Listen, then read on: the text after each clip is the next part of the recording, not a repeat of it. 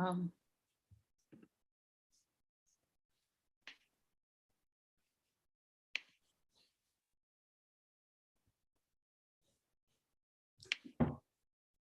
we good to go? Wonderful. Can we have Dr. Anumpa also spotlighted?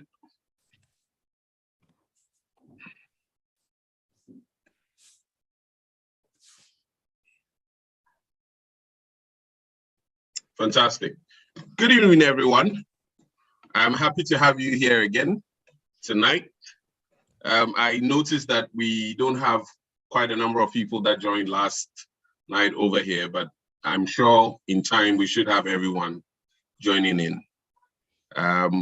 As we usually do, kindly let us know where you are joining the training in for.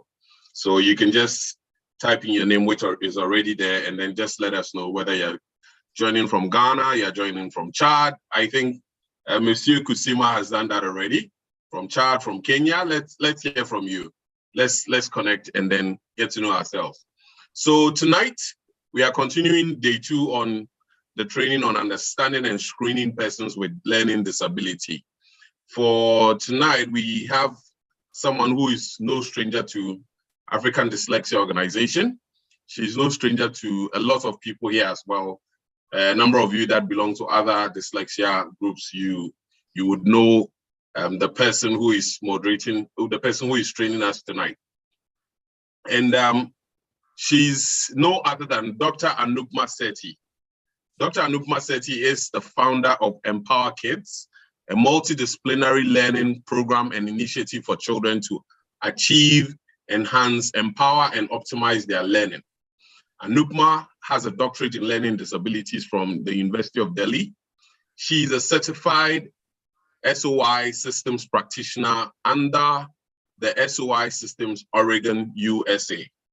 Presently, she is pursuing educational therapy certification from University of Santa Cruz. Anumpa has extensive experience as an SOI systems cognitive skills trainer, an Orton-Gillingham reading therapist, that's a good one there, licensed coach for the listening program from Advanced Brain Technologies. Anumpa also has a certification in Brain Gym 101 program for mind and body coordination. She's been working with children with learning disabilities and ADHD for over 20 years and has experimented with research-based new developments in the area of education and science of teaching. Her philosophy of education engages the belief that everyone has the inherent capacity to be what they want to be when they are provided with opportunity to learn in the manner best suited for their individual strengths. What we need is a new paradigm in education where all means all, where we nourish the belief that all persons have the same value and all persons, including children, can learn. Ladies and gentlemen, tonight we have Dr. Sethi. Sometime later on after this training, I'm going to call our founder to give us some sort of a little bit about African Dyslexia Organization for those of you that couldn't tune in yesterday and those of you and the people that will come in later on during our training. So Dr. Anumpa, you're welcome. And we are looking forward to a great time tonight. Same here. No, thank you so much for your kind words, Ray. And I am honored to be associated with Africa Dyslexia Organization. And I see lovely, almost like 50 people have joined and the number is increasing.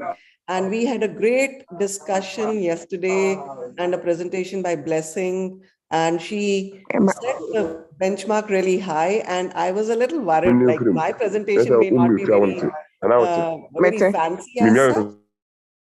But yeah, I am trying my best, whatever I can, share from my experiences, what I have learned in this field of working with children with learning disabilities and dyslexia. So yeah, the number is increasing. Can we wait for a few minutes or should I start, Ray? I can. the people are joining in. Should we wait for a few minutes or should we start? We can, okay. Few minutes will be fine. You are muted, Ray. I can't hear you. All right. Can you hear me now? Yes. Should we wait because the people are joining in? Should we wait for a few minutes? Yes, we'll wait for the next 3 minutes so we can start at 6:40. In between now and 6:40, I would like to call on Lady Rosa to say something little about African Dyslexia Organization, our mission and vision to everyone that's here. Lady Rosa, the platform is yours.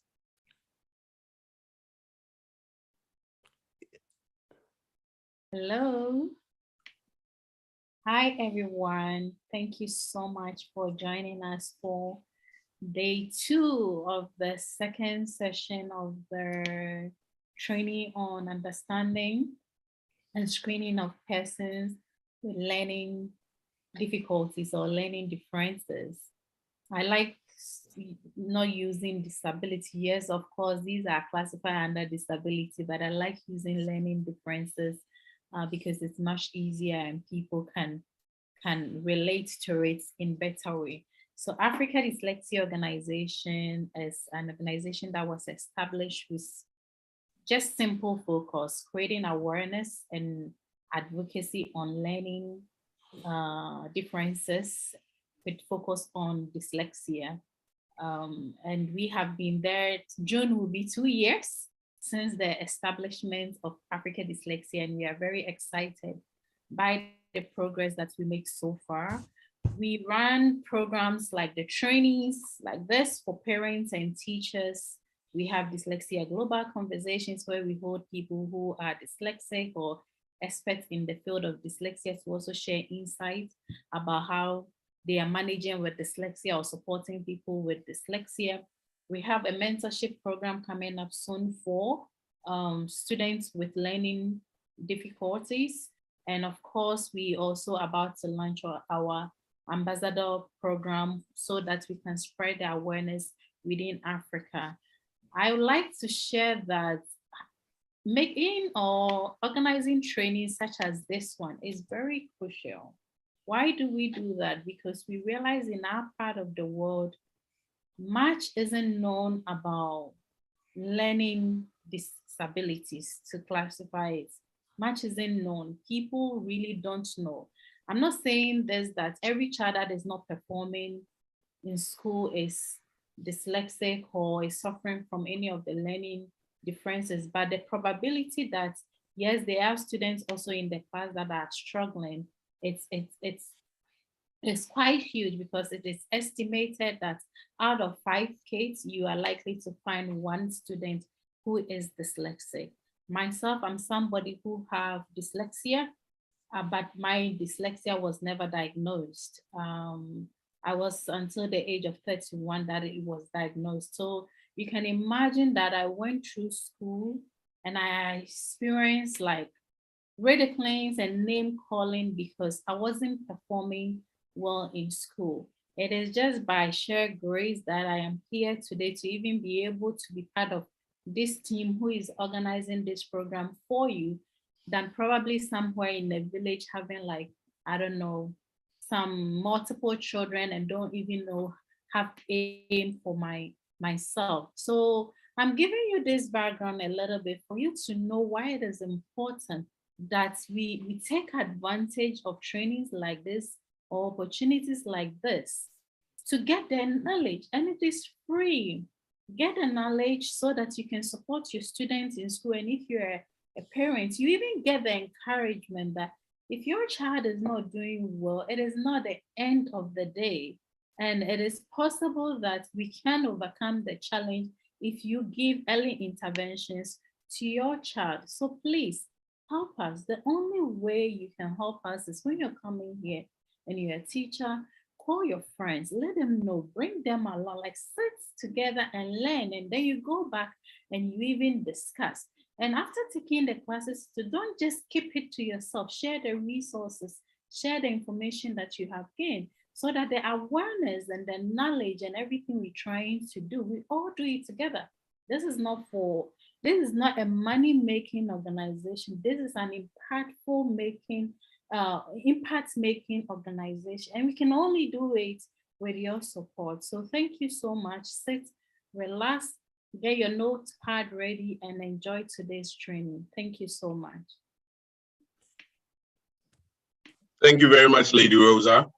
That was quite insightful. So for those of you that just joined, tonight is day 2 on our training. I earlier said that if you just joined or if you're on here, kindly let us know where you are joining in from.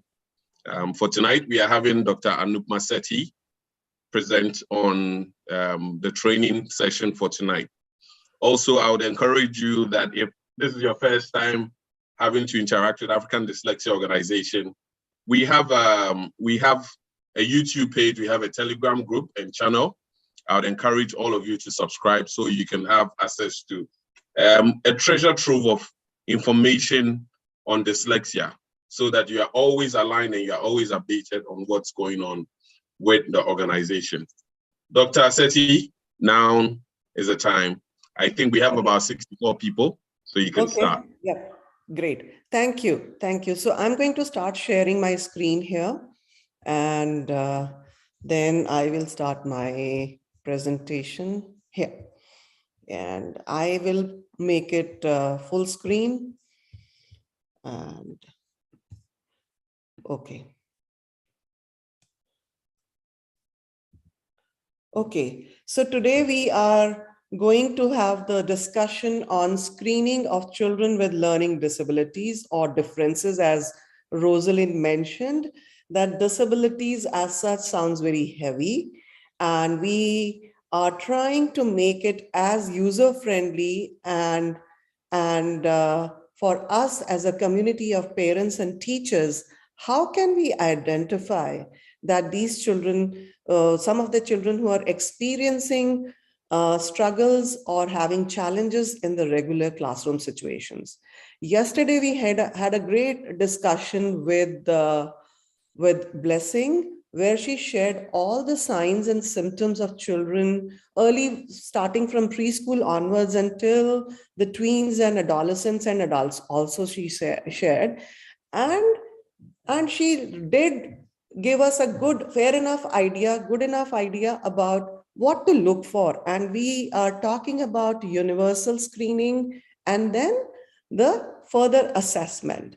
I am quite positive about this part, that our teachers who are participating in this training session today with us, and there are some parents also, that what is our role? We can sense all these things, we can see all these behaviors in children or their performances, and then we get all these information when we observe these children. Then what do we do with these children? What is our role as a parent or a teacher or a mainstream classroom teacher? How can we help and support these children? So the first step for us is to screen. Screening means filtering. Another layman's term which we can use for screening is filtering. Filtering, and how do we filter or screen? What do we compare the scores or the behaviors, or what is this process of screening? So universal screening means that I want to use the word universal screening, where we have to screen out from the whole classroom as such, or from the school system as early as at the beginning of the school levels. So we'll go there in details. So universal screening means that all the children, all the students need to be screened, the entire classroom. And screening for children at risk for dyslexia is a critical early step, first step in the identification of an effective intervention for students with dyslexia or learning disabilities or learning differences. It is important that the teacher who knows the student well be involved along with parents there. So parents play a very important role, as well as the teachers. So then screening the students with learning differences is not the same as evaluating in order to provide a diagnosis of children. The purpose of screening is only to provide the appropriate services and support systems to students. And it's not the criteria whether the child should be admitted to the school or not. Then we are not promoting the inclusive education. The purpose of the screening is to identify or see if the child needs further evaluation or detailed assessment for having any other learning difference or learning difficulty or disability. Okay, so as we are going further, so how do we do the screenings? Screening in the regular classroom can be done with the help of some checklists. There are different tools. Screenings may include some checklists, observation schedules, the work sample of the children, what they're working on, reading and writing or spelling or math work or any other oral expression work. Then we can have some curriculum-based assessment tools, formal or informal standardized achievement testing. But screening is not a diagnostic tool, diagnostic assessment.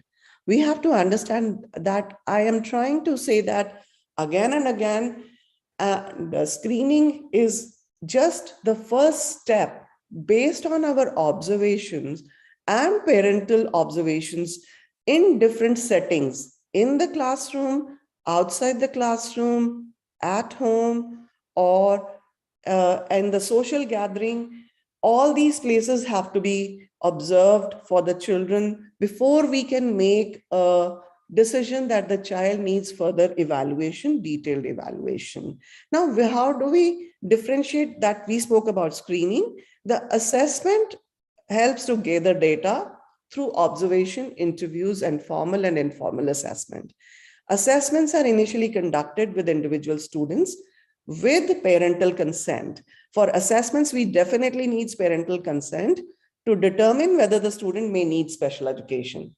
Assessments are conducted by professionals like school psychologists, special educators, pediatricians, speech and language pathologists, and reading specialists, and also psychiatrist, child psychiatrist, or any other trained professional is needed to do the detailed assessment in different areas.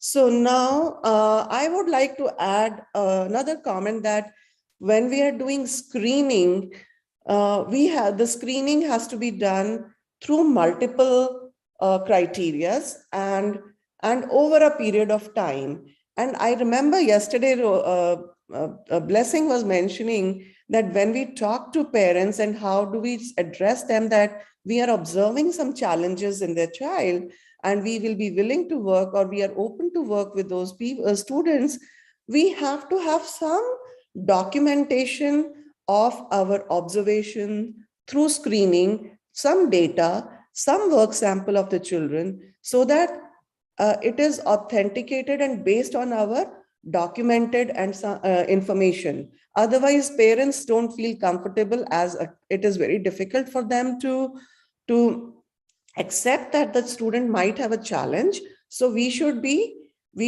assessing, doing our screening and keeping a running record of the students for all the assessments or the screenings what we are trying to share with parents. So we are now I will go on to compare the screening and assessment or evaluation. What criterion can we use or should be kept in mind while screening? Who can implement a screening? Screening can be implemented by a teacher or a parent and a non-trained. We don't need a special training certification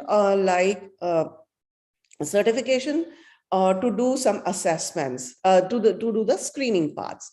But evaluation and detailed assessment has to be implemented by a multidisciplinary team, and professional training is required to administer the psychoeducational or the developmental educational assessments. When can we implement the screening? Screening should be implemented upon identifying the concerns from family or the teacher, and after ruling out the vision and hearing challenges. When we talk about learning disabilities, we know by definition that by definition, learning disability or learning difference, when we are talking about dyslexia and other learning disorders, they are not the result or the outcome of the vision and hearing challenges. So screening can be implemented when the parents are raising a concern that their child may have a problem or struggle, and when the teachers have observed the student with some red antennas or the red alerts or the red flags we see. So then we can implement the formal screenings. Evaluation has to be implemented upon the identifying concerns from families or teacher after conducting the initial screening to determine if student may benefit from additional educational support. What do the results inform us? Results of the screening inform a teacher if a student may need additional evaluation, formal evaluation for the diagnosis of any kind of learning disability. Results from the evaluation are documented in comprehensive report and provide information on specific learning disabilities a student may have, and if the special education services are needed, as well as informing the development of an individualized educational plan. Okay, what tools are used for the screening? Okay, for screening, we have some criterion reference tools, behavioral checklists, observation tools, as well as some these days online applications, web-based tools are also available, paper pencil based informal and formal assessment tools, as well as for this evaluation detailed assessments. We have standardized norm-based assessment tools adapted for the language and culture where we are using.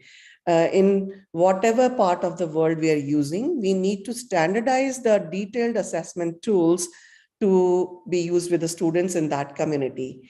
And when are the families engaged in the process of screening? And when as I spoke about the universal screening, we don't need the parental consent typically at that time. But in case, depending on the country and the school district or the schools where we are working, if we have to take the permission from the families to administer or to screen the children because of our observations, we should take the follow the ethical practices of taking the consent and the permission from parents. But for formal evaluation, if the school is taking the responsibility to do the formal assessment after the screening, we definitely and surely have to get the parental consent before conducting the evaluation. So local policies permissible in the state or the country definitely have to be kept in mind. Now I'm going to talk about some elements of what elements should we have or the basic criteria or elements for screening of children with learning differences. So we have to start screening as early as possible, as learning difficulties or differences can start showing up as early as age 3 years onwards. So, and because it correlates that the children in preschool stages also may children at as early as preschool stage may show us the signs, early warning signals of having struggles and challenges. And teachers and parents to screen once the child enters school, and then every 2 to 3 years we should continue our screening. Observe the children both inside and outside the classroom, maybe in the recess areas, playtime, and communicate their concerns with the children's parents or guardians. Families to share relevant information about their children with their teachers, like example for this, for example, their strengths and interests, as well as their expectations about the child's education. These are the important elements of screening and parameters to be considered while we are working with children to screen. Sometimes if the teachers doesn't feel, but parents are seeing some signs and indications at home, they can also recommend the school or to the teachers that their child needs some further screening in the school environment. Now, we also have to include the vision and hearing test so that we rule out those factors that the child's learning differences are not because of the challenges in the visual or the hearing areas. So some screening, especially those that are not that are school-wide, typically do not require parental consent, but still we have to consider the parental consent policies followed by different countries and the school systems. Okay, now we have to rule out the vision and hearing challenges, because sometimes these symptoms are overlapping. The challenges with the behaviors the children are showing in the classroom because of visual or hearing challenges may overlap, may come across that the child is having learning issues, but we cannot say that the child with a visual and hearing, how are these differences being manifested in the classroom? That the child may require frequent breaks due to the fatigue or tiredness, has difficulty sustaining attention, and maybe the child is unable to finish the time tests, and he's unable or she's unable to sit for long periods of time. The children may have difficulties with sitting or balance, maintaining a posture, and have arm and hand issues, and they have coordination issues, have trouble answering the questions because they can't hear it properly, or difficulty pointing at something or looking somewhere in the eye, someone in the eye, because they may have some visual issues, have challenges communicating effectively because they can't hear it properly there. So we need to, so the child, if the child is showing all these indications, all these behaviors, that doesn't mean that the child has a learning difference. We need to rule out the factors for visual, regular vision checkup is required, or eye checkup, or the hearing checkup should be, the child should be referred to that. If the school has the doctors, they can do this, or we can send a request to the parents to get the vision checked up. If the vision is fine, hearing is fine, okay, this is ruled out. Now we have to consider what are the other areas impacting or interfering in the child's learning. So then we have to rule out some environmental or language factors that impact the student's ability to achieve academic success. These factors may make a student appear to have learning disability or difference. Like experts do not recommend evaluating students for learning disabilities if their first language differs from the language of instruction. But I am assuming that in most of the schools where we are talking about, the medium of instruction is English, and the children do have an exposure to English, because most of the screening tools that we talk about are available in English. So if the child does not have an exposure to English, then we cannot say that the child has reading or spelling issues or learning differences, because the child has not been exposed to that language. So, and by definition, if we do an evaluation for detailed assessment for a child with learning differences, the child by definition or by criteria will show differences in or errors in his reading and spelling in his or her own language as well as English. But I am under the impression that children are getting education through English medium instruction in the schools in Ghana and elsewhere in Africa. So when we are talking about the informal screening tools or the criterion reference tools, we are using English. So we have to consider that. We have to keep all these factors in mind when we are working for the screening part. Okay, so now we need to move forward, and I'm going to share few checklists and few tools with our participants in today's discussion so that we have access to all this information. Okay, the first, which is a free checklist available from the National Council for Learning Disabilities. And this checklist is designed as a tool to understand potential signs of learning disabilities, but not to diagnose. The more characteristic we check using this checklist, the more likely the individual described is at a risk for learning disabilities in the following grade levels. So this checklist is divided into 4 parts: preschool stages, K through 4, kindergarten through 4th grade, 5th to 8th grade, and high school and young adult. So from here, I'm getting one thought in my mind that we are not screening as only at the preschool stage, kindergarten through 4th grade, 5th through 8th grade, or high school, or the, so because what happens if the child or if a human being is skipping through the gaps, somehow managing, the signs and symptoms can be visible at any stage of your life. That's why we have to do the screening at different stages, different grade levels, or even in the high school level as well as the young adult.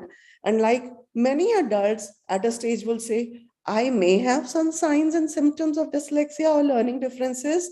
If I follow this checklist or some checklist of other checklist also, I can get a further diagnostic testing done and get the right kind of interventions to succeed in my life. That's why we are not only doing the screening at the early stages in school.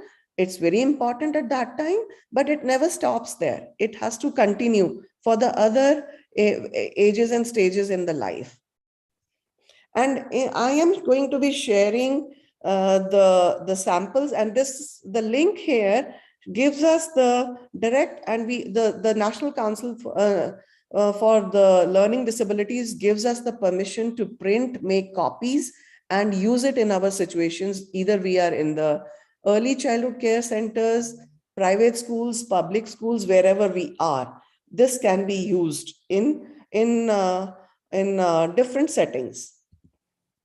And the major areas which are observed through this checklist are gross and fine motor skills, language, receptive as well as expressive. We are talking about the language, receptive as well as expressive. We can add details, reading, written language, attention span or attention, math, as well as socio-emotional areas. And I would like to add another part here that when we are observing the checklist, we cannot screen the child or refer for further evaluation after just 1 or 2 observations. We have to observe the child for some time consistently and see that the child is showing these signs and symptoms for over a period of time. Not that we are, that's why we say, how often do we do the assessments? We, beginning of the year when the children start the school, and continue with that after a few months, so that we are observing them and see that, okay, so this was the initial level of screening or the behavior. After a few months, this is the screening, and it's like keeping our antennas alert. We are just trying to narrow down the information. It's like a funnel, like a broad-based funnel, and we are trying to narrow down. With the universal screening, we screen for all the children, but by the end of our screening process for 4 to 5 months or 6 months or 7 months time, out of a group of 60 or 30 children, maybe we will have just 1 or 2 children or 3 or 4 children who might need further evaluation for the learning differences. As we all know that the global prevalence rate for learning disabilities is around 10 to 12%, like in a very traditional or very conservative, I'm saying that the number could be higher. But if we have to get 10 to 12% of children who actually have learning disabilities or learning differences, we may end up screening at least 30, 40 kids, 30, 40% of the, like 30 kids, 30% of the kids may be screened, but ultimately the children who are actually showing the signs and symptoms or who can be diagnosed with learning disabilities could be around 10%.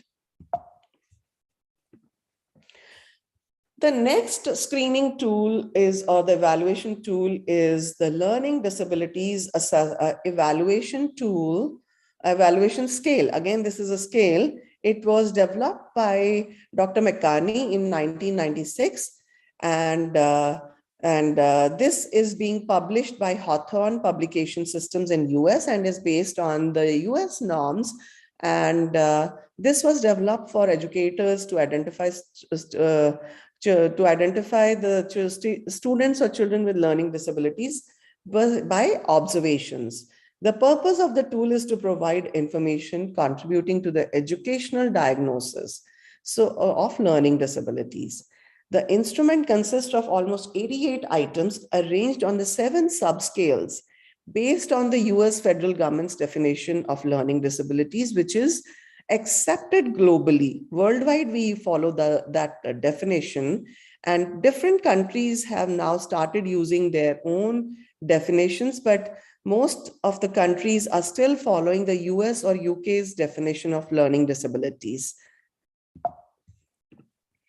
And this scale takes approximately about 20 minutes to complete by anyone familiar to the child, the classroom teacher, any clinical personnel or other school personnel.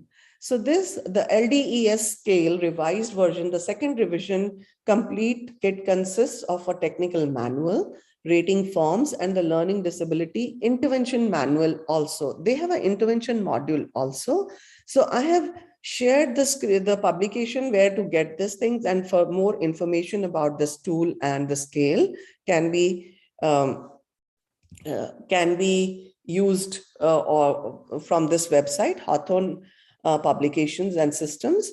And next, another very interesting tool was being developed by Dr. Sally Shavitz at Yale University in US.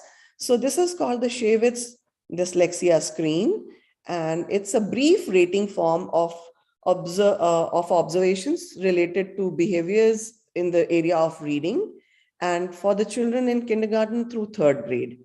The norms are nationally validated by a Pearson group of publishers, and this tool emphasizes the assessment or the screening in phonological processing, linguistic processing or learning, as well as academic performance from teacher observations.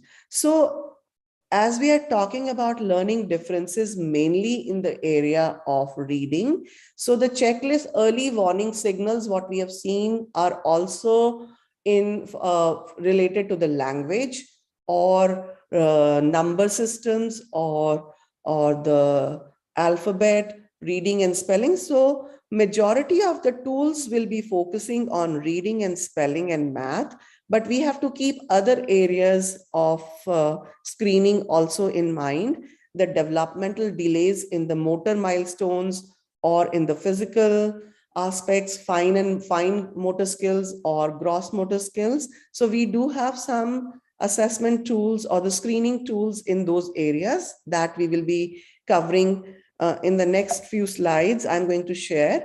Okay, so what are the benefits of the Shavitz dyslexia screen? It identifies dyslexia risks quickly and easily. It is administered in just a few minutes per rating. Screen individuals, this helps to screen individuals or groups along with individual and group reporting. We can go send a group report or an individual report. This easily interprets and communicate results using simple classification. We are giving the challenge the reporting or the interpretation as at risk for dyslexia, or this child is not at a risk for dyslexia. So what happens? We are screening the children using the Shavitz screening, dyslexia screener, as at risk or not at risk. So if the child is showing at risk for dyslexia, we need further evaluation and refer them to the places where the child can get detailed assessment. Then there is a teacher-friendly and the parent-friendly report for the children in K through 3 group. And then there is a self-report, because this screening tool is available for adult to adolescent age group also, where the children, the adolescent and the adults can create their own self-report also. It is administered digitally, and scoring is also done digitally on a web-based portal, and which is integrated with larger Pearson systems. Pearson publication is a huge group working in the area of assessments and interventions, and publishing a lot of other psychology related books and resources. It provides support. This Share Screen also provides supports for families as they work on language-based skills critical for reading success. So they have some intervention modules as well as programs for the children with dyslexia. So I have shared a white paper along with this and the information how to use, from where to buy these assessment tools. And now the good part is, since last few years, Dr. Sethi Shevitz has started doing online training for this tool to be used in a school system. So if the school system decides to buy this tool to be used in the school system, the teachers need some basic training, which can be done through online platform through Pearson publication itself. Another important screening tool is the Brigance screening and assessment tools. So this has two components. One is the early childhood screen. 3 means there is a third revision which has happened for this tool. And another is the comprehensive Brigance inventory, which is for the older kids. But the early childhood screening system by Brigance is divided into 3 parts: 0 to 35 months, birth to 35 months, 3 to 5 years in preschool to early school life, kindergarten and grade 1.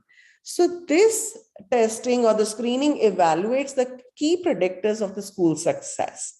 Each screen takes approximately 10 to 15 minutes per child and allows for comparison of their performance to the cutoff scores for delays as well as giftedness. So we are not only talking about the delays here, as well as the giftedness, but for the kids who are doing really well in the classroom on the bell curve. So it will help us to identify, universally screen for all the children, where the children are doing averagely, below average, and who are on the positive upper side, high achieving side of the bell curve also. And this screening tool addresses the domains. We can assess physical development, language development, academic skills, cognitive skill development, as well as self-help and social emotional skills of the children. So this tool is published by the Curriculum Associates, and I've shared the link here where to get in more information and purchase. And it's advisable that the teachers undergo some basic training for administering these early childhood education tools by Brigance. So let me go to the next part, and I have shared some information here about the samples from these Brigance screening tools. So here are the samples. You will be all receiving this information. And now we go to the Brigance comprehensive inventory of the basic skills, 2 CIBS, 2 second part, which is again the revised edition, second revision has happened in this tool. A comprehensive assessment. This is a comprehensive assessment tool for students in grades kindergarten through 9th grade, containing over 400 assessments or the testing part for reading, English language arts, as well as mathematics. And it easily assesses the strengths and the needs of students in a classroom situation, and is based on 30 years of research and experience in the field of special education. And it is widely correlated to the US Common Core curriculum, but this can be applied to any. So this is for our information sharing what I'm doing with you, but we don't have to worry about this part, that if it is related to the US core curriculum standards, but how can we use it in Africa? But I had a discussion. I called people at the Curriculum Associates, and I spoke to some other people here, researchers and people who are experts in the field of assessments and screening. They shared that Brigance is one of the tools which can be used widely. The criterion reference, not the norm reference, the criterion reference testing can be used in any culture. The only thing is that we have to keep in mind that the children have an exposure to English, where they are comfortable reading and understanding English, and they are using English as the medium of instruction in their schools. So how does it help us? The Brigance comprehensive inventory of basic skills help us to determine the present level of achievement and functional performance in the classrooms. It assesses for effective diagnosis and instructional planning. Remember, we are not branding or coming to a diagnostic part that the child has a learning disability for reading or for writing, for spelling or math, but we are so these tools where we are talking about, especially for the Brigance, I have used it with some of the students, and it says how it helps us. It helps us to develop the educational plans and how we create the individualized educational plan and design the interventions without putting the diagnosis there, or without labeling the child as having a learning disability.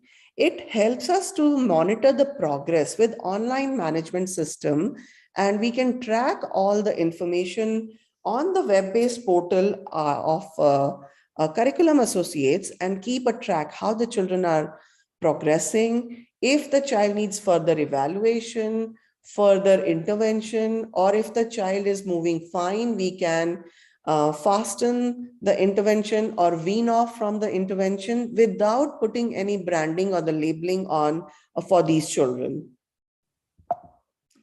So again, I have to add one more comment here, that personally speaking, I am not in the favor of doing a detailed evaluation unless it is mandatory, unless it is required for the school accommodation, or the school expects it, or for further college admission.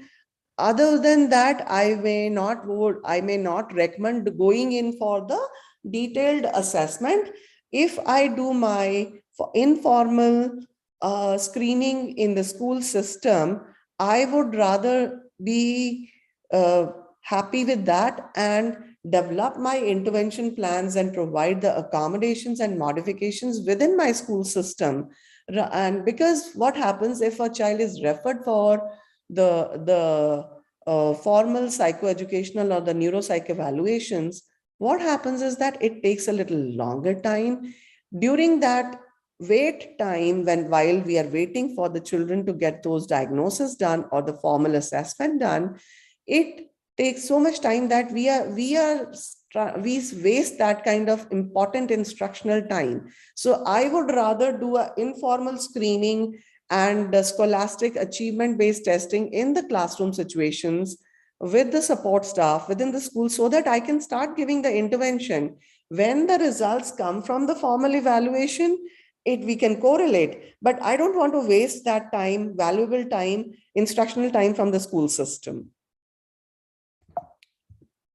So what reading skills are assessed under the Brigance system? It assesses readiness skills, speech, listening, vocabulary and comprehension, word recognition, oral reading, reading vocabulary and comprehension, word analysis, functional word recognition, spelling, writing, response to the writing prompts. So we are here in this section, in this tool, we are trying to evaluate the creative writing, how well the child, not only at the word level, but we are trying to evaluate the child or the student in writing a passage or a story also.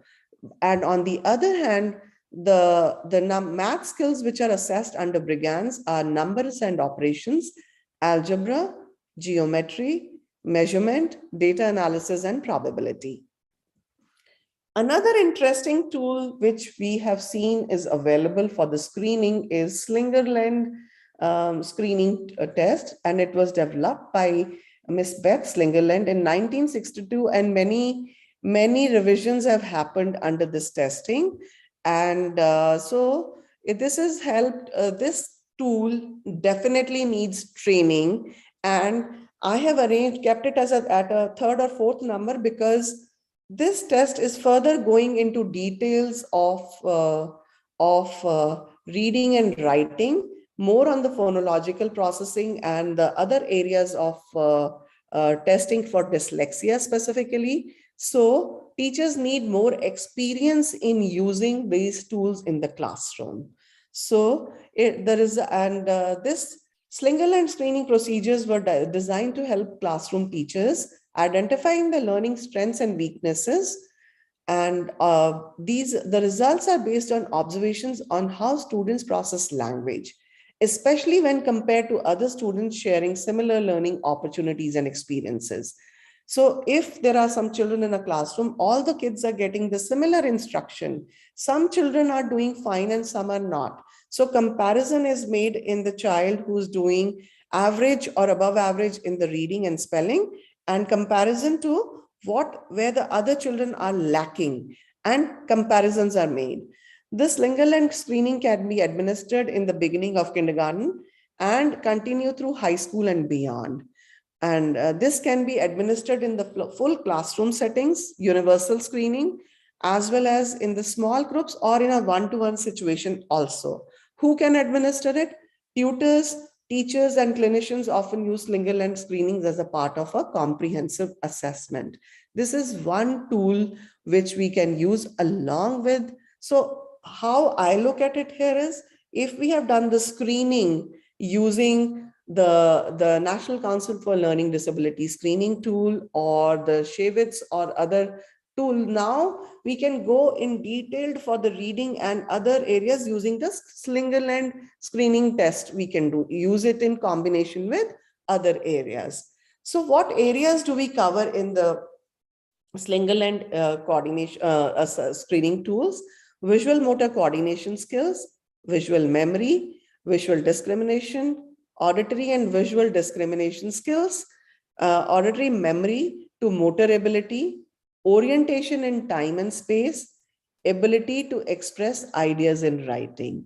So this tool is being published by the EPS, Educator Publishing, the School Specialty Group. So I have shared the links here with you so that we have the easy access to the information about each and every tool what I'm talking about. Again, this is, now I'm going to app-based or the online tools which are available to do assessments for children with learning differences. So this one is called the Neuro Learning Dyslexia Screening Test app. This is an app-based testing for children with learning differences, and it is available for users from the age of 7 years to 70 years. It can be used on an iPad running operating systems, all these, or the Android tablets, or on smartphones with touchscreen interface, and also on the Kindle Fire tablets.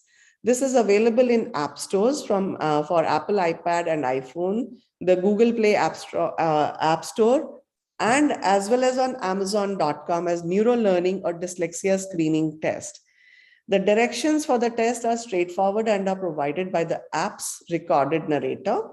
And I have not used it, but I have seen some other people using this, and they have experienced really had a good time using this. And it's for the tutors in the private practice, they don't find it very expensive, but I think there is a pricing, so we can explore all those pricing in detail. So my purpose of including this here was to give as many tools and resources to all the people here and participating parents as well as teachers.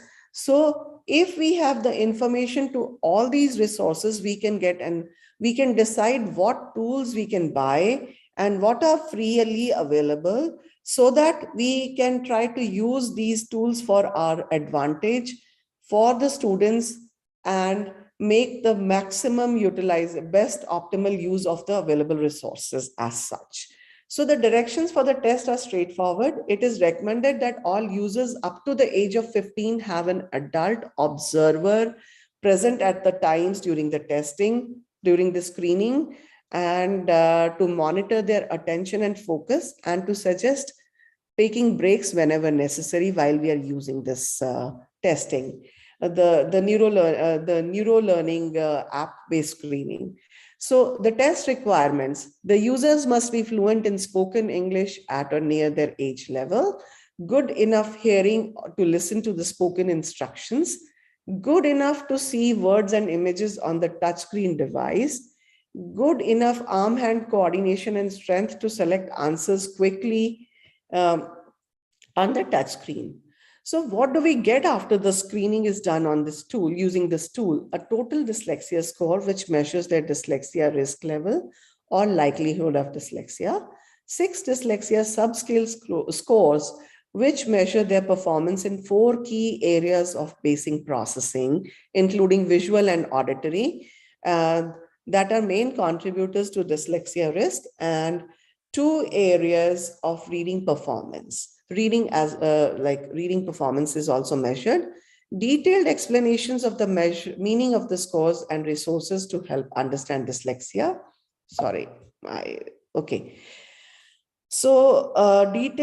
we receive a detailed set of individualized recommendations. Also, we receive as a use after we are using this app-based screening tool, and this helps us to create an action plan for the school systems. Now, as I'm coming closer to the end of my presentation, I'm sharing some additional informal screening tools and resources. This is the learning disability checklist for detecting the signs of learning disability, and from Florida Alliance. Learning disability resources from Florida Alliance as a part of the university there. They have created a checklist here. The resource link is here. And then we have some some more checklist here to help understand the differences between the children with learning disabilities from autism spectrum disorders. And this can be used by the teachers as well as parents. And then there is another checklist based on the symptoms of dyslexia developed by All About Learning. They have intervention modules also, teaching material also. And here are some more resources shared by the All About Learning press. So they have a lot of reading, spelling, and writing programs. So most of the programs are developed under All About Learning press is based on the OG approach of teaching. So so what is there? Why did they create a checklist or the baseline evaluation? Because as a pre-test and a post-test to understand the efficacy of their programs, what they have developed so far. So, but it's good to have these kind of tools available, quick reference. Okay, so sometimes the teachers can pull out these resources and see what is the best, less time consuming, which gives me some information about what's going on in the life of this child. And further, next I will go. So now in this section, again, as I'm continuing, Alpine schools, a group of private schools have informal reading, detailed reading diagnostic test, which helps us, which is a phonics based on the irregular words, which are sight words, as well as comprehension passages, which can be used. This is again a free resource. This is a informal reading inventory, and this keeps a track of all the baseline evaluation, and after a few months then we can do how much the children are progressing. There are form A and B also available I believe form A and B are also available. Then I am sharing another piece of good assessment or a dyslexia test, which is based from the Wechsler. Wechsler is a computer-based reading intervention program, and they offer a free online screening tool for young children. And it takes around 5 to 10 minutes to complete the screening. And again, the purpose of this dyslexia screening is to have a baseline evaluation where the child should start their computer-based program. And then they will do a post-evaluation on post-testing on the same screening so that they can show how much the child has progressed and share it with the teachers, with the parents there. There is also a dyslexia quiz for parents too, if you suspect that your child may have a learning disabilities. So how we can share it with parents? We can share this parents dyslexia quiz. If the parents feel that their child may be showing, they can further go ahead and do the screening tool from Wechsler. And then if they want to still go ahead of taking their program, they can do it, but it's not like you are not bound to take. These testing and the checklist screenings are freely available at their website. Again, dyslexia test by the NESI online. NESI program also has their own screening, and it is freely available to all the parents. And NESI is one program which is not very expensive, also for the parents and teachers too. And some teachers are using it in the classroom, parents are using it at home through their app-based and the web-based program. Now, as I'm coming to an end of my presentation, what is the next step? What are the next steps for us after we have done the screening? What are we supposed to be doing? So first step is referral for the further detailed assessment in our community for getting a formal diagnosis for the learning disabilities. Where do we refer the children for the detailed assessment? And I believe I was talking to Rosalind about this part. So there are some local resources in Ghana and other places in Africa where we can try to compile, and I think Africa Dyslexia Organization has some resources available where to refer. And if we can share those resources with parents, and those might be parents as well as teachers, and these should, I think, in my opinion, should be made available on the website of Africa Dyslexia Organization, so that those are available list of, or the directory, creating a directory kind of a thing for different organizations and professionals providing screening and detailed assessment would be a good idea. And how to share the information based on screening and support provided to the students at your school. I have shared one, let me go back, okay, here. So there is a parent referral form, which I have shared in this last slide, which like when we are making a referral, after we have done the detailed assessment, the screening, and we have observed the child in a different setting in the classroom, outside the classroom, parents have shared their own observations, and we have kept a record of their sample of their works, what they have been doing in the classroom. So based on that, there is a referral form.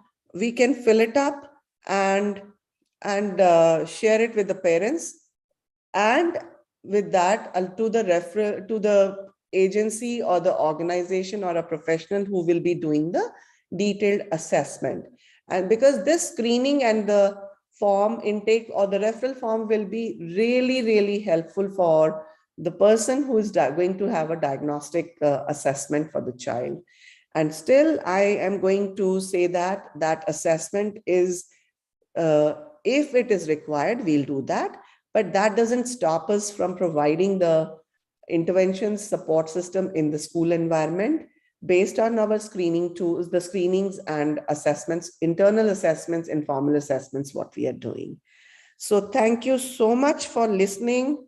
And I am glad that I could be a part of this wonderful team here and share my experiences, share the information what I have with with the people and extend this support to Africa Dyslexia Organization and learn from many other people there. Thank you. Thank you very much, Dr. Sethi. It was quite a very insightful session.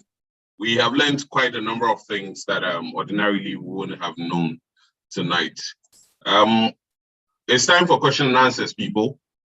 And I'm looking forward to hearing from all of you.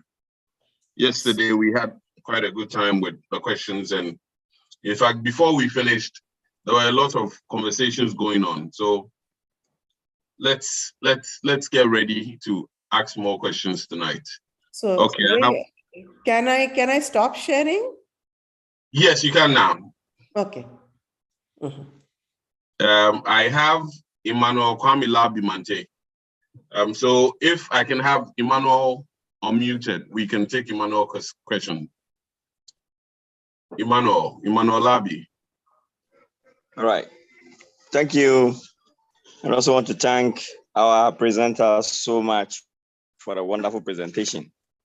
Please, my question is about the instrument. At the beginning, you rightly indicated that it should not be culturally biased. For that matter, it should be in the language that the child or the person to be assessed understands. Now, looking at all the wonderful instruments you have also outlined, I could see that they are all foreign. So I am from Ghana.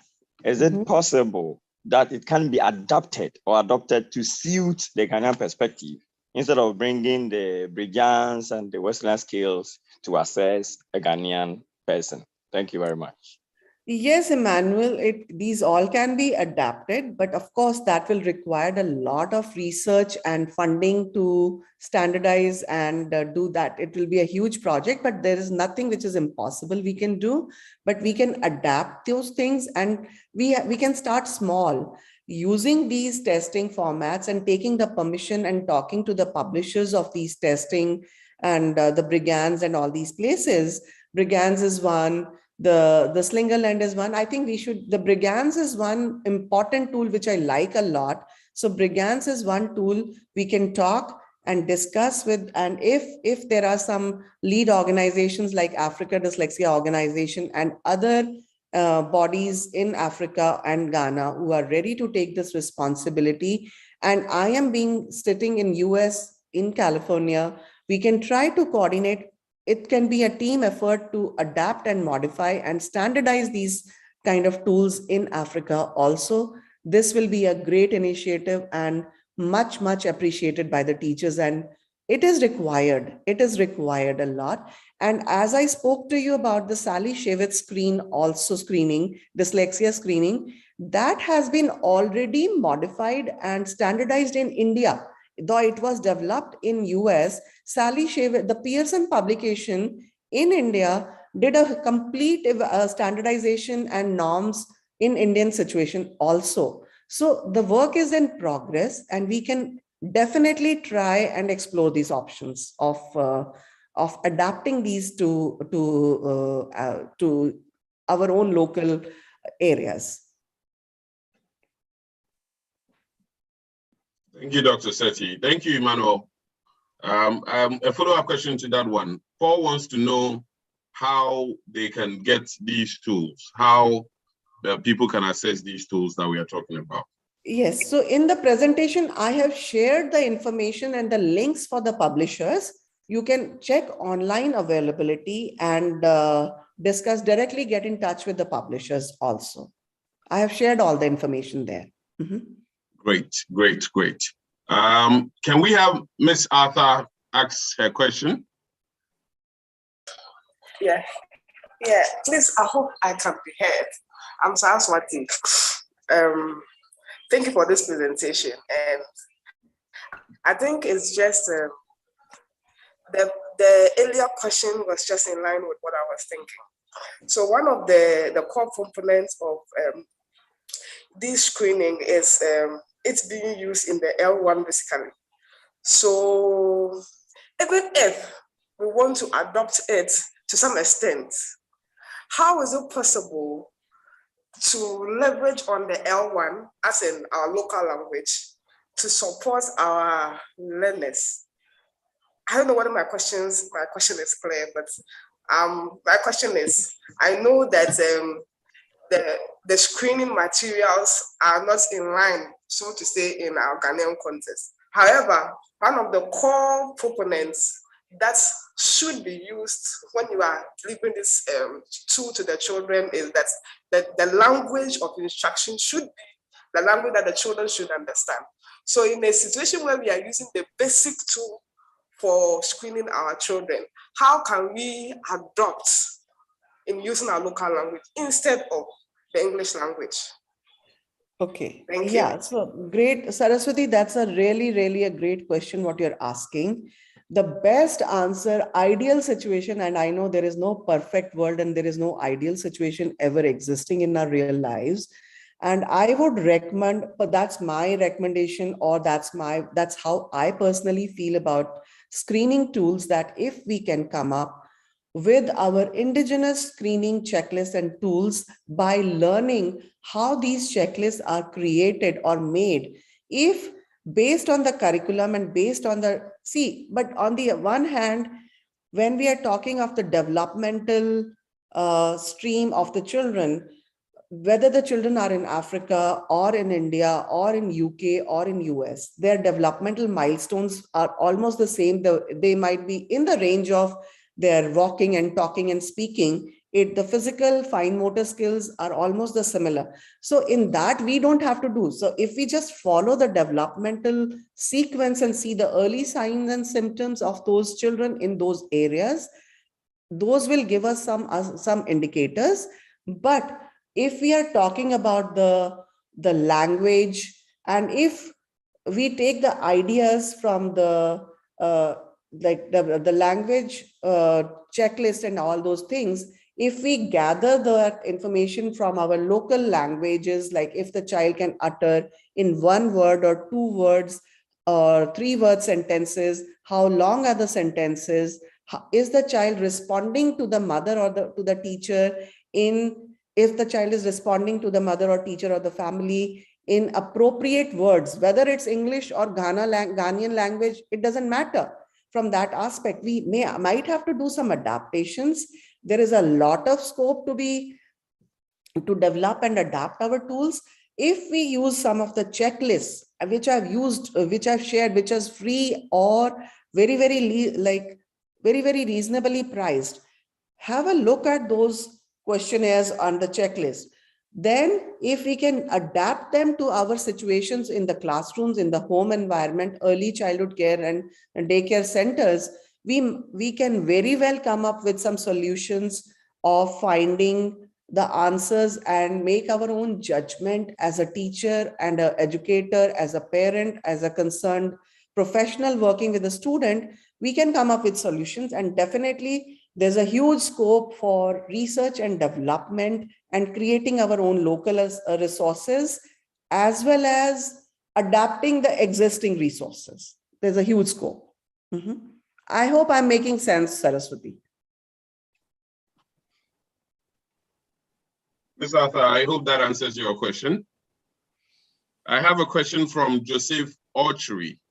Joseph says that, is it advisable to administer more than one of the various tools to the same child at the same time? Okay, I'm reading the question in the chat. Is it right. advisable to administer more than one of the way? Yes, Joseph, we can, because our screening is not based on only one tool. We have to screen the children based on at least 1 or 2 or 3 testings so that we get the similar results from 2 or 3 different to validate our results, what we are observing. Awesome. So I have a question from Felicia as well, but before that, I want to take Mr. Opoku's question. Richard, if you are here, Richard Opoku. Yes, I'm here. Thank you very much. And thank you, Doctor, for the insightful presentation. So quick one. I want to know, in your years of practice or experience, will you recommend, any one particular screening tool that you've shared? And my second question is that we know that learning, difficulties are hereditary in nature. So as part of the screening, we try to get information from parents, from family members, to aid the whole screening process. So I want to know whether these screening tools take into consideration that family aspect, that contribute to the screening of children. Thank you. Yeah, and Richard, just to get, so your first question was, can you repeat the question? It slipped my mind. I had the answer, but it slipped my mind. So yes, so I want to know whether you like all the tools that you shared, whether there's particular one that you want to recommend. Yeah. So Richard, depends on the situation. If I am working in a classroom situation and the age of the child, my two best preferred tools are from Shevitz dyslexia screening tool, as well as Brigand's early childhood development screening tool. Brigand's and Shevitz screening tools are my preferred. And later on, Slingerland is a good one. But yeah, my choice goes in the order of using the National Council of Learning Disabilities free checklist, first of all, going in that order. If I can use Brigand's or Shevitz early childhood developmental screening tools, either one of those is good. So my recommendation would be try to look for free or very cheaply priced tools, first of all, then go for the expensive tools and the tools which can be universal, can be used for the universal screening in the whole classroom situation. So for that, National Council of Learning Disability checklist is the first option. Second goes as the Brigand's or Shevitz screening, and then goes the Slingerland tool. Okay, wonderful. Evans Jesse, before you come in with your question, Dr. Sethi, someone would like to know where they can be trained to be an all-round professional on dyslexia. Felicia is asking whether there's a physical learning school or there's an online school that she can be trained to be an all-round dyslexia professional. I think Africa Dyslexia Organization, Lady Rosalind is trying to coordinate some more trainings, and there are some online dyslexia therapist courses available. And she has had some discussions with the organizations offering dyslexia therapist courses, how to work with these children. So you should be waiting for some information to come in the near future. But in Ghana or in Africa, I'm not aware. But in US, there are lots and lots of physical schools as well as online programs available to get dyslexia therapist training. But you should get some information from Rosalind, and the Africa Dyslexia Organization is trying to put together some trainings for the teachers in Ghana. And I will have a word with her and we can share some more information with you. Online trainings are available. Great. I would also like to use the opportunity to remind you that you should subscribe to the YouTube channel and as well join the Telegram group, because a lot of information and resources are regularly shared on there. So anytime you need any information, you can get a lot of that from there. Okay. So Ray, I have one thing to intervene here for a moment. There is one person called Zifa Abra-Atta from University of Ghana. This person sent me a message in the chat that they would love to work on the adaptation of some of the screening tools. They are working with University of Ghana as a lecturer and clinical psychologist. So we do have people in this group who are attending and with us to where we can have discussions, and we would love to get associated with them and explore some avenues if we can come up with have a discussion with them. Yep. Great, that's fantastic. So Jafar, we can also take this conversation after this training session and make sure we make a headway with that. Yes. So Ray, you would have the information about this person? Jafar can reach out to us after the training. Yeah.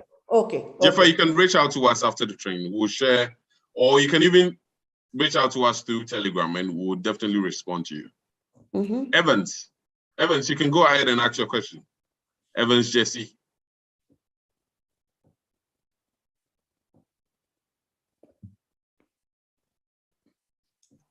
Evans, you are still muted. If you can unmute yourself. Right. Okay, please, can you hear me now? Yes, we can. Yes. Okay, thank you very much. Doctor, please, once again, thank you for the insightful presentation. I've learned so much. You made mention of the fact that screening is different from assessment. I'm trying to get the exact difference, and I've understood what the screening involves, but will it be a good time to also touch on a bit of the assessment, what goes into the assessment? Yes, okay. Mention, Yes, so the screening is this for the purpose, as you understood, the screening is being done by the teachers and the parents and any other professional who's working with the students directly in the school environment or in the childhood, early childhood care and all those people. But assessment, evaluation or detailed assessment can be a psychoeducational assessment or a developmental educational assessment, for which we need a developmental pediatrician or a psychologist, clinical psychologist, or a psychiatrist to do all those assessments. And some of the assessment tools, what they're using are Woodcock Johnson's testing or the Kauffman's achievement battery testing or the Wechsler's intelligence scales, or for that matter, Rorschach personality assessment, whatnot. There are tons and tons of standardized psychoeducational or the developmental educational achievement testing or the cognitive testing available in the tool. So as teachers and as the professionals working in education, we are not trained to do all those assessments detailed. Our role is more for the screening and where we can refer the children for detailed assessment and diagnosis. Okay, thank you very much. Doctor, please, if you don't mind, I would love to link up with you after here to learn a bit more from you. Sure, okay. Thank you. Okay, I'd like to take the question from Emmanuel Tong now. Tong Emmanuel, if you can unmute yourself and ask your question.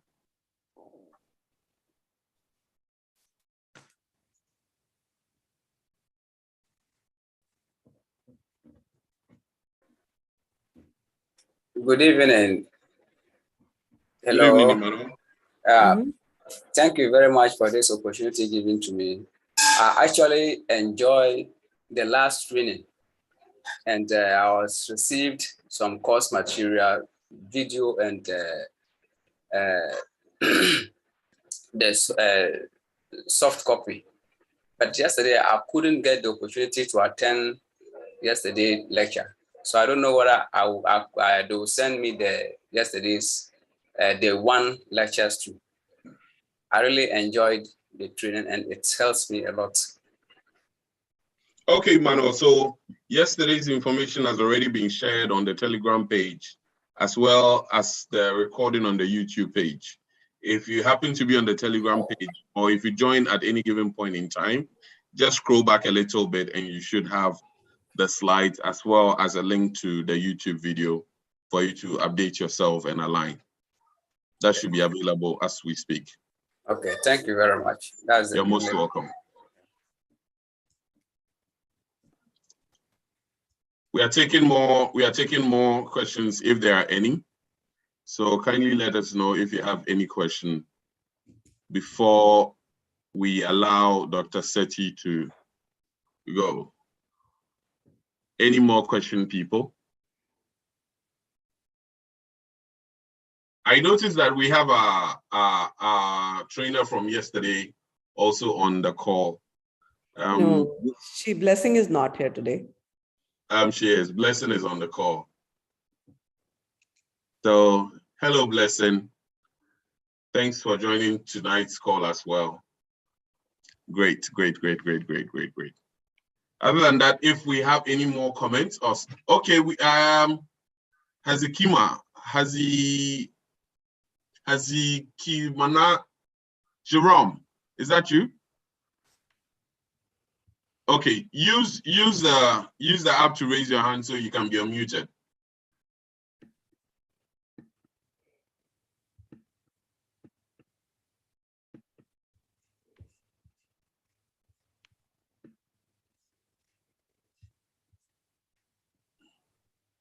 Zekima, please click to accept to unmute.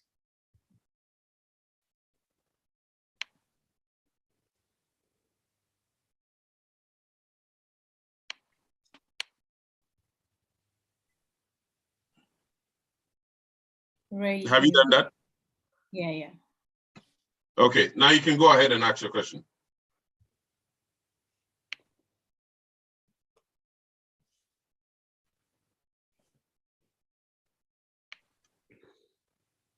Jerome, you're unmuted, so you can go ahead and ask your question. Yes, thank you very much.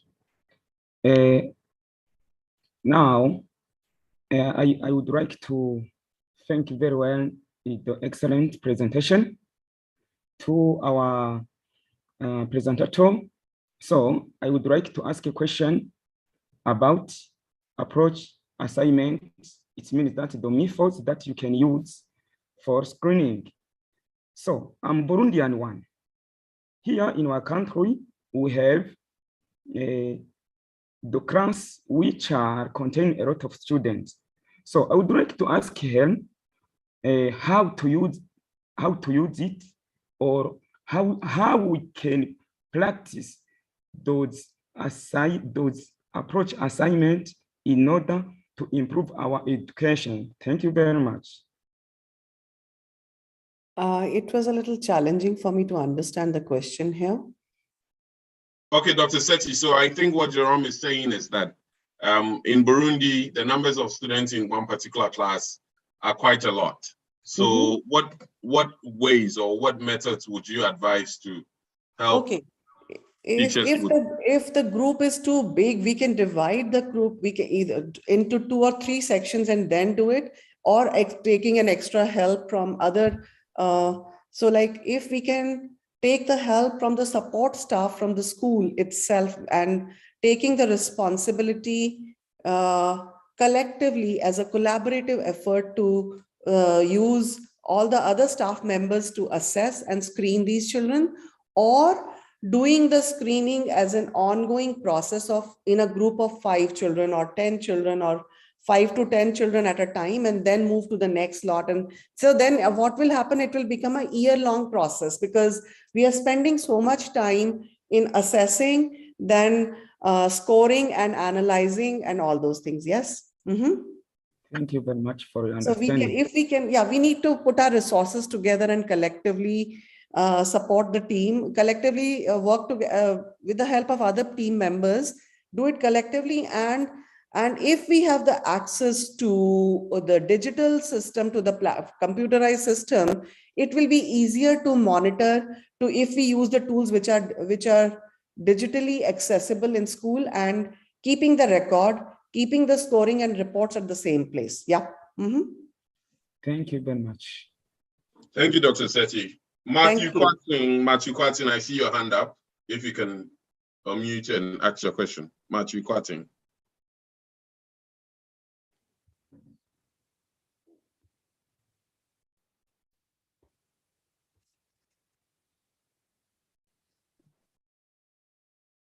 Matthew Kwating, if you can hear me, unmute yourself and ask your question.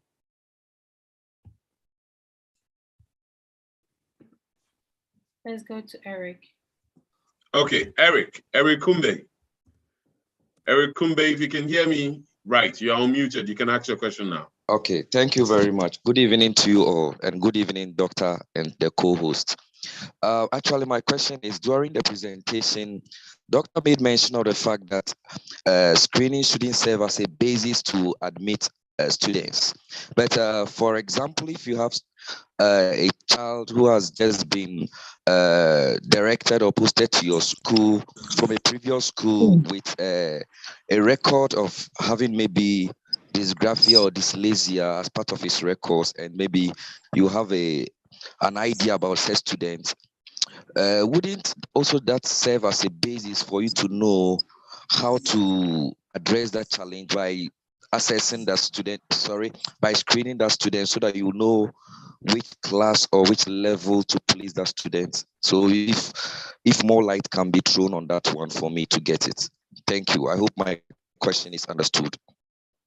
I think what I understood is that my checklist or the resources shared during this presentation today are mainly talking about dyslexia. So how do we find out the children who are showing some signs and symptoms of dysgraphia and other learning disabilities? Is that right? No, please. Can you repeat the question, please, or can I? My question is my question is that screening shouldn't serve as a basis to admit students into schools, if I'm right. Yeah. It's my premise to ask my question. So therefore the question is, if screening shouldn't serve as a basis, then if a student is posted to your school, for example, the student's parents maybe have moved from one place, geographical location, to another, and then the student, his or her record shows that he or she has a problem in one of the learning difference, wouldn't it serve as a basis for you, the teacher, to screen the student so that you know which of the class will the student be placed? Wouldn't it serve as a basis for you? If I'm right, if my question is clear now. Yeah, so if the student is moving from one geographical location to the other geographical location, it becomes as our responsibility to share our records, and they can take all those records with them and share it with the other school where the child is going to, so that the teachers in the other school know what screening or evaluation has been done with them, and so that they don't have to reinvent the whole wheel again. They can base their intervention modules, or the program can be based on that itself. So that, yeah, the thing is that as a school administrative authority, we have to share the records and all the assessments, progress reports, whatever we have done, to be shared with the school and the parents where the child is going, so that the child can continue to get the further education from that point onwards. Yes. Okay, thank you very much.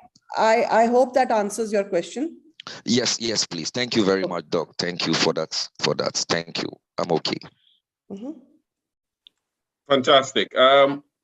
Blessing, if you're on here, you can also share some African insight or some perspective on the African way we understand some of these things, or we go about some of these things. Okay, thank you so much. So to some the participants are asking, especially the one on the language barrier and the one on the number of kids in the classroom. Because yes, for private schools, you might have little number of kids, but then for public schools, you have lots of kids in the classroom. So regular teachers are wondering, how do I do that? How can I help? And just like Doctor also mentioned, you can't do it alone. You need help, the help of other teachers, the help of the school as well. And that is why when we have trainings like this, it's not just for you to keep the knowledge. And like Rosalind keeps telling us, share the knowledge, share it with your colleagues, share it with your head teacher. If you're not the head teacher of your school, let them know what is happening and how all of you can come together to help the kids in the school. But the most important thing is that start where you are and start with what you can do. And then for the language barrier, that's really an important question. And I'm so happy that Doctor answered it for us very well. Over here too, with our team and some other people, Lola Nike as well, who will be on this call maybe in a few months, we've also been coming together to look at screening materials that we can create that fit the African sector. Like even here alone, when I work with kids from Ghana, our accent is also different. So sometimes in trying to teach phonemic awareness and the rest, there's usually a challenge. If we're able to create materials that are peculiar and come down to, our language and our culture, it will help. But for now, we just have to do with what we have as we work together to get materials that will help. Thank you so much. I'm looking forward to next month's event already. Thank you. Thank you very much, Blessing. That put a great smile on Dr. Sethi's face. So I'm sure you have really nailed exactly what she wanted to say. I see Karim Sidibe on our list raising her hand. Karim, if you can unmute and ask your question, please go ahead. Yeah, hello everybody. Hi, we can hear you. Yeah, I'm Karim Sidibe from Mali, Bamako. I'd like to ask a question to Madam. Does Madam think the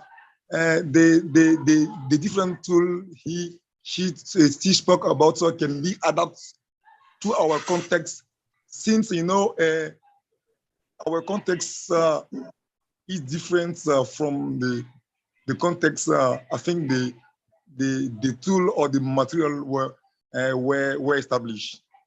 Are they adapted to our context?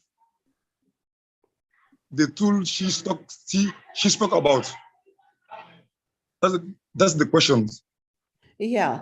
So Karim, I think we have discussed this part also. So we would love to get some of these tools adapted, but again, it becomes a little lengthy process.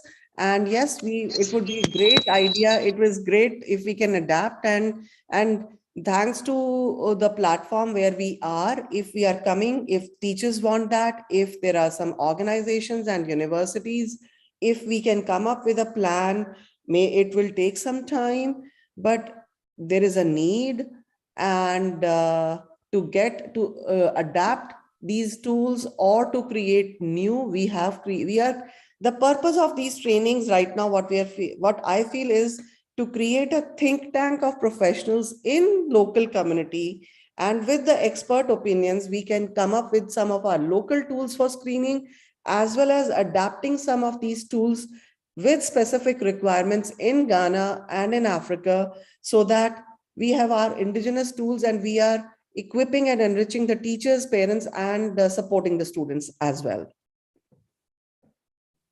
Thank you, Dr. Sethi. I hope that answers your question, Karim. Priscilla Prepra, you can go ahead and ask your question. Go ahead, unmute yourself and ask your question. Hello, good evening. Good evening. And thanks for this opportunity.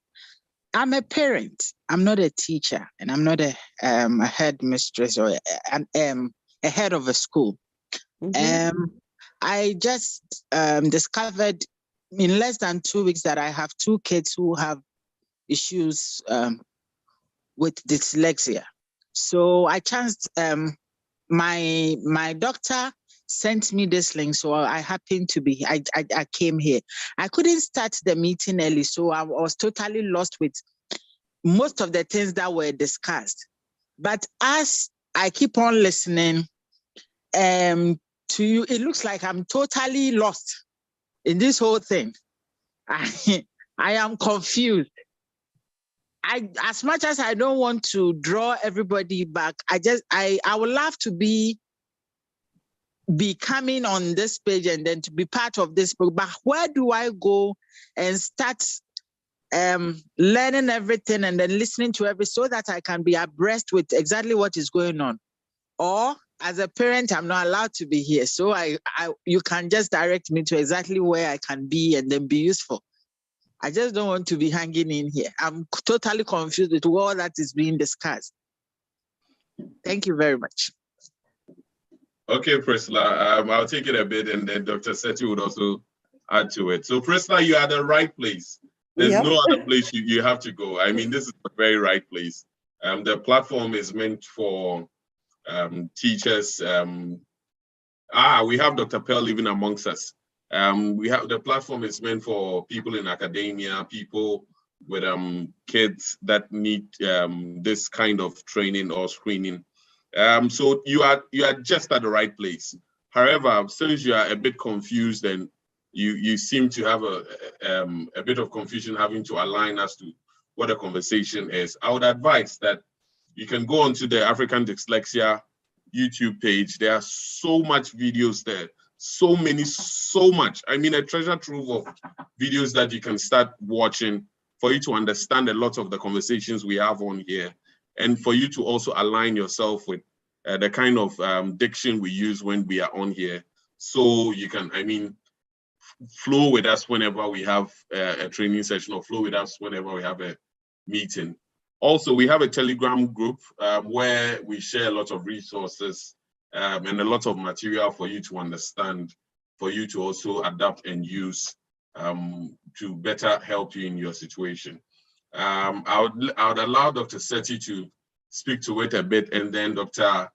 Pearl Nyako would also speak to it, and I'm pretty sure you should be at peace after they've all made their submissions. Yeah, Priscilla, you are at the right place. Thank you, Ray.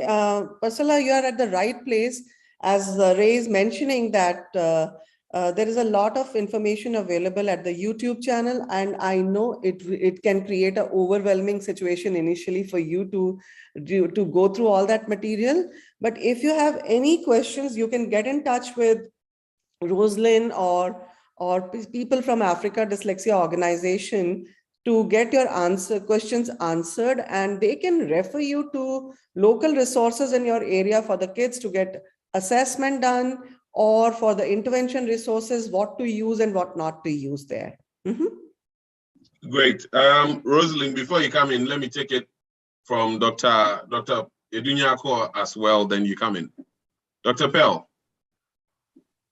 if you can unmute yourself and speak. Yeah, great. Thank you. Good evening. Good evening. I joined late. Forgive me. I had to attend to some people and it was a bit of an emergency.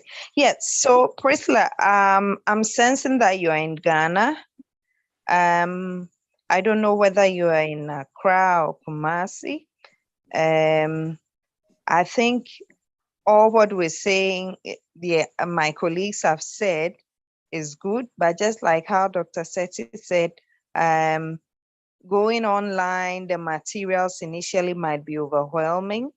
I'm hoping that the one who gave you this information maybe is a child health worker, a pediatrician. You could first get back in touch with your clinician and see if you can ask some questions and get some answers. If not, I don't know if my number is available, but if you're in Kumasi, you could get in touch with me. I think at this point, listening to her, she needs to do a face-to-face with someone who can take her through a few ABCs and get her to calm down and not panic. She says she's in Accra. Great. Fantastic. So that's fantastic. The other clinicians in Accra too, if you don't have access to any, you can contact any of the resource persons, or you could get in touch with me. I could get you to see someone and sit you down and just give you a little bit of a briefing. And then I think she'll do well with some baby steps to help her understand what is happening. And then I'm sure she'll be able to pick up. So yes, you're on the right platform. You have a lot of people here who have experience with people who have dyslexia, and just be calm. Everything will be fine. That's what I want to tell her. She shouldn't panic. She's at the right place. She should just go stepwise, try to understand what the process is, or talk to someone. Oh, right, great. You went to Dr. Marble. Dr. Marble will be able to answer a lot of your questions. and don't be afraid to ask the questions, and just take it one day at a time. Pick the basic things that will help you interact with your child, and I'm sure you do perfectly well. Okay, great. Thank you, Dr. Pell. Thank you very much. Rosalind, you can also say something. Hi, Madam Priscilla. Welcome to our group. So I just wanted to let you know that in the chat box now, I have added our YouTube link over there in case you're wondering where do I get it. The YouTube link is there, and also the Telegram group is there. Whilst you are on the Telegram group, if you just say, hey, I'm Priscilla or something, I will get in touch with you and we can speak one-on-one, and wherever the supports are, I could assist you with. You're already in touch with Dr. Mabel, whom I know also, but if you need extra assistance, we'll be able to guide you in the right process. So please don't feel alone. We are here. I mean, we are here in Accra, so we'll be able to assist you in whatever you need. But the places we have all resources there are on the Telegram and the YouTube channel. Thank you, and I look forward to connecting with you. Thank you, thank you, thank you. Dr. Pell, you want to say something again?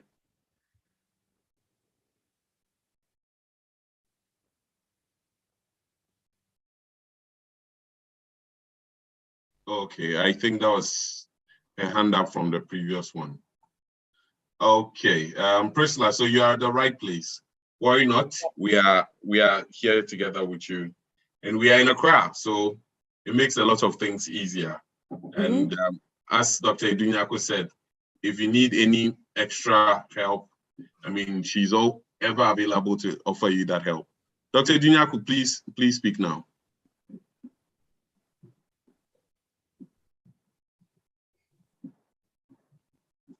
Okay, great. So I'd wanted to say something small before Priscilla's submission. I've currently been working with a number of tools, and myself and a couple of colleagues, one of which is Dr. Kusi. He's in Cambridge now. He's been working on looking at the tools that we use in assessment and screening, and we've actually been considering looking at a number of them and working on adapting them in the Ghanaian context. I heard Dr. Sethi talking about collaborations to work and see how we can adapt some of them, though it's laborious. I think there are a few that we could still look at adapting or look at using accommodations to use them for basic screening, especially in the early childhood stage. So I'm also up for any such work that anybody who wants to come on board to join us is welcome to come, and we'll share ideas. Initially, there was a project that was being done by a child and adolescent psychiatrist. Nakita is in Michigan. We were actually also looking at something that could be in the form of a digital screening tool with mobile phones all over the place. It could be something that could easily be accessible even in the remote areas. So let's talk and let's see how we can get Africa moving. Yeah, Dr. Pearl, that will be a cool idea. That great that you are doing such a great job in that area, and would definitely love to get associated through Africa Dyslexia Organization and see what are the chances or what's the scope for adapting or creating some new tools in the context for Ghana. Okay, Dr. Pearl, so I would like to get in touch after this whole training. So kindly send me a DM over here with your number so we can speak after this training session. We have about 10 minutes more for extra questions, comments, or suggestions if anyone has any. So the floor is still open. The floor is still open. Other than that, if Lady Rosa, you also have something to add to it, we are ever ready to listen to you. No, I'm fine. Let's give them the opportunity to ask questions. Great, great, great, great, great, great.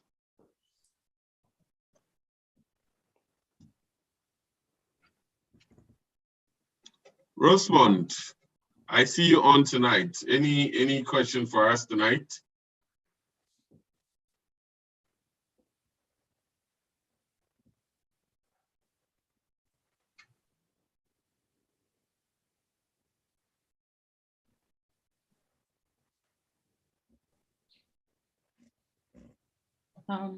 Rosemont Hart, so I could try to unmute her because she can't unmute herself.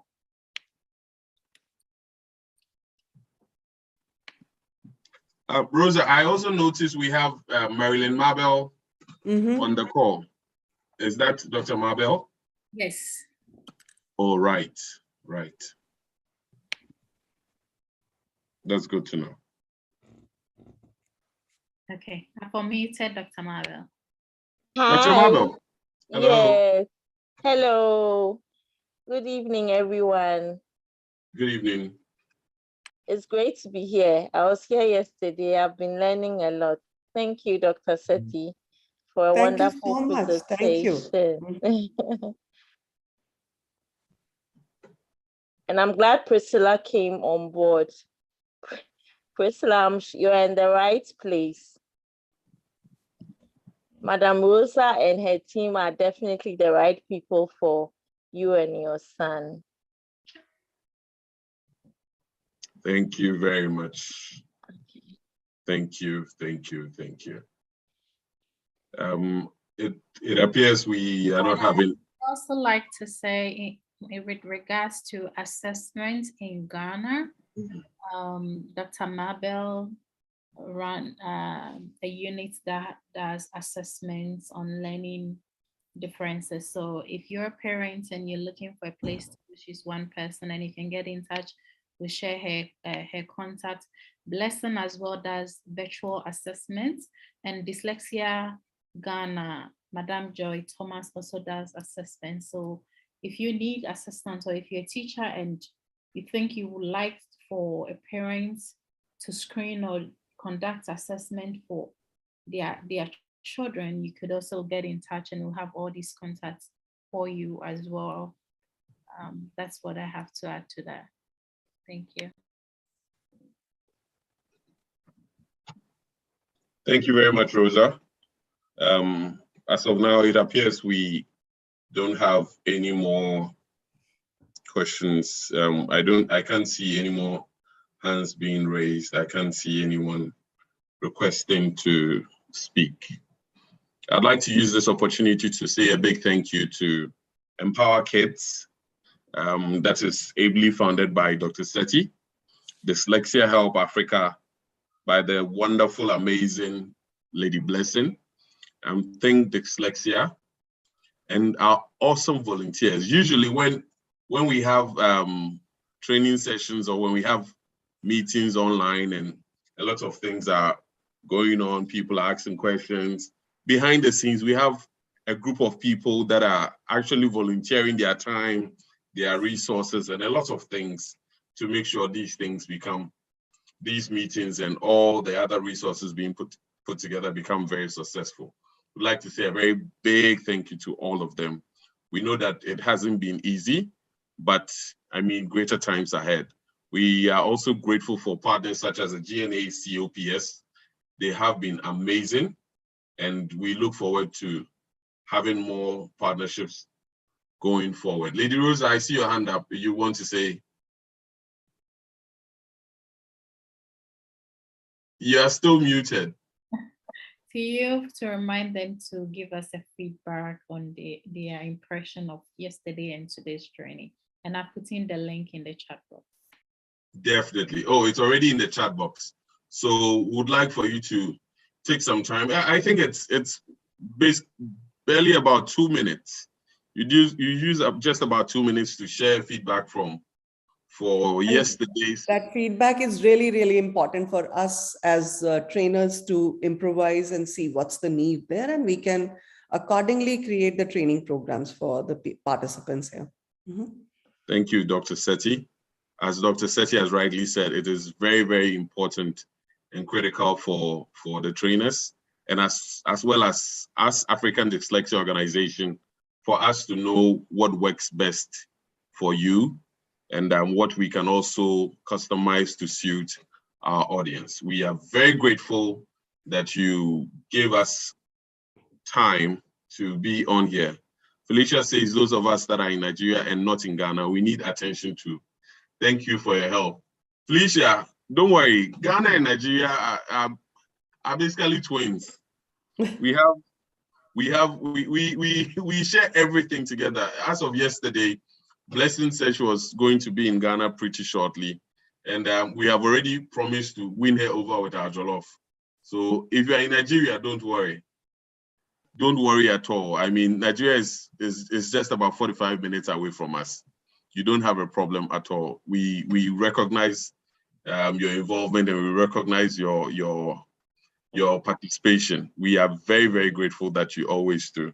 Our next training is for May 27 and 28, and we look forward to seeing all of you there, and we look forward to have another wonderful session. Like I rightly said, our YouTube channel has a lot of information, a lot of resource. Our Telegram channel also has a lot of information. In fact, on the Telegram channel, you have the opportunity to interact with people that also have other information, people that also have other experiences that may be relevant for whatever you need at any given point in time. We are very grateful, and I cannot thank you enough. Thank you for showing up. Thank you for being here, and thank you for listening. Dr. Sethi, Dr. Blessing, we are extremely grateful, and we are eternally grateful for all the things that you do for Africa Dyslexia Organization. Once again, thank you to every other person. Finally, I'll take one comment. Okay, two. Karim says he's in Bamako, Mali. I'd like to be well-trained to also become a professional trainer in dyslexia learning disabilities. That's fantastic. That's good to know. Loretta and Cecilia says, thanks for such an educative program. Thank you for also being a part of it. Thank you. Thank you so much. Thank you so much. And I'm looking forward for more trainings. Definitely. Thank you. Have a great night, people, and see you next